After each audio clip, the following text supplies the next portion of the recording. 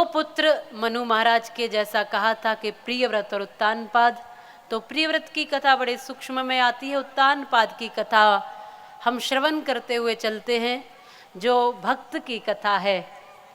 प्रियव्रत और उत्तानपाद दो भाई हैं। उत्तानपाद के दो पत्नी हैं, सुरुचि और सुनीति। दो ही पुत्र हैं, ध्रुव और उत्तम। क्योंकि उत्तानपाद को सुरुचि से अधिक प्रेम है और सुनीति से थोड़ा सा कम प्रेम है, तो सुनीति के पुत्र ध्रुव जी को भी कम प्रेम मिल पाता है और उत्तम को अधिक प्रेम मिलता है। तो यहाँ उत्तम जब पिता की गोद में बैठा होता है तो ध्रुव के मन में भी आता है कि मैं भी पिता की गोद में बैठूं। तो यहाँ ध्रुव जी महाराज भी छोटे से है, 5 वर्ष के बालक है, ये भी अपने पिता की गोद में बैठने चले। तो माँ जो विमाता थी उसने हाथ पकड़कर नीचे खड़ा कर दिया और कहा कि तुझे यदि इस पिता की गोद में बैठना है तो भगवान की पूजा कर, जाकर भक्ति कर और उससे प्रार्थना करना कि दूसरा जन्म लेकर मेरी कोख से आना, तब इस गोद में बैठ पाएगा। ये बालक रोता हुआ अपनी माँ सुनीति के पास गया, माँ से सारी बात कही। माँ ने समझाया, बेटा वो तेरी माँ है, उसने कितना अच्छा उपदेश तुझे दिया है कि भजन कर, भक्ति कर और भगवान को प्राप्त कर।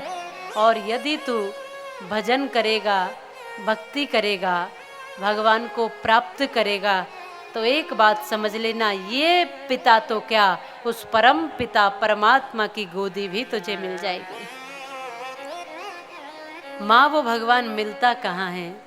माँ सुनीति कहती है कि बेटा वो विश्वास करके जब उसको ढूंढोगे तो वो मिलेगा जरूर।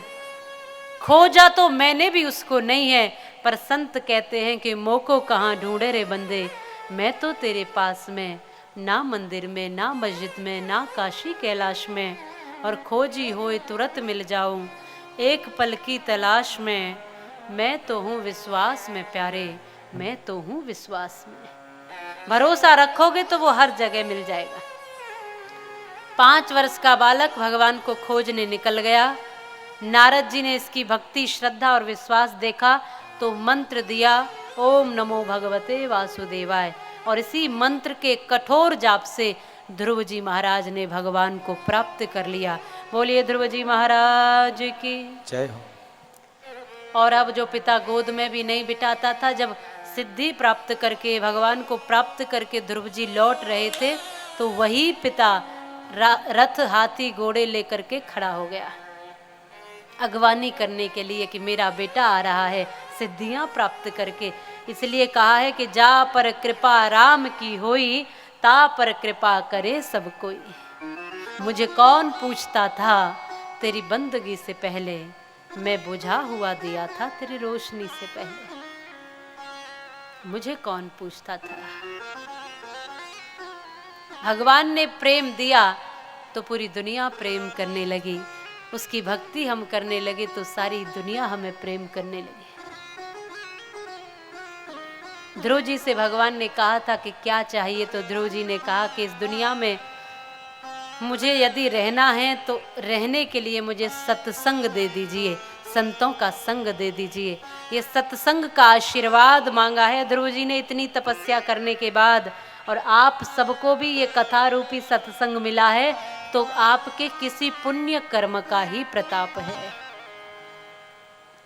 यहाँ भगवान ने आशीर्वाद दिया, वरदान दिया। ध्रुव जी महाराज लौट करके आए, राज्य किया, यहाँ राज्य गद्दी भी मिली, बड़े हुए और अनेकों वर्षों तक कहते हैं ध्रुव जी ने राज्य किया। जैसा करोगे संग वैसा बन जाएगा रंग, वैसा ही रंग और ढंग बनेगा।